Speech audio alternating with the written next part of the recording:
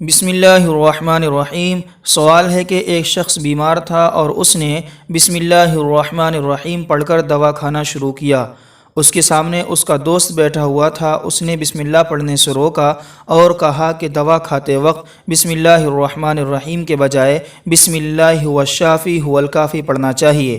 اب معلوم یہ کرنا ہے کہ ان دونوں میں سے کون صحیح ہے اور دوا کھانے سے پہلے کیا پڑھنا چاہیے، براہ کرم وضاحت فرمائیں۔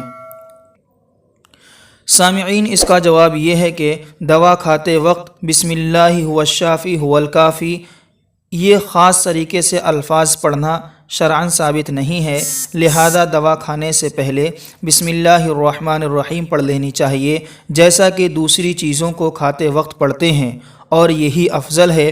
البتہ دل میں یہ عقیدہ رکھنا چاہیے کہ اصل شفا دینے والی ذات اللہ رب العزت کی ہے، دوا تو محض ایک سبب ہے، اور اب زبان سے هو الشافی هو الکافی کہنے کی ضرورت نہیں ہے۔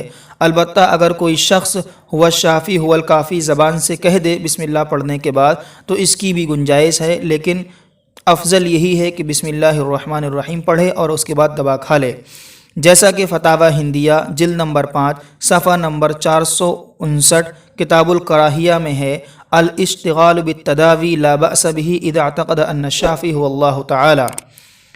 سامعین، مزید تفصیل کے لیے آپ دیکھ سکتے ہیں فتاوی قاسمیہ جلد نمبر 23 صفحہ نمبر 221۔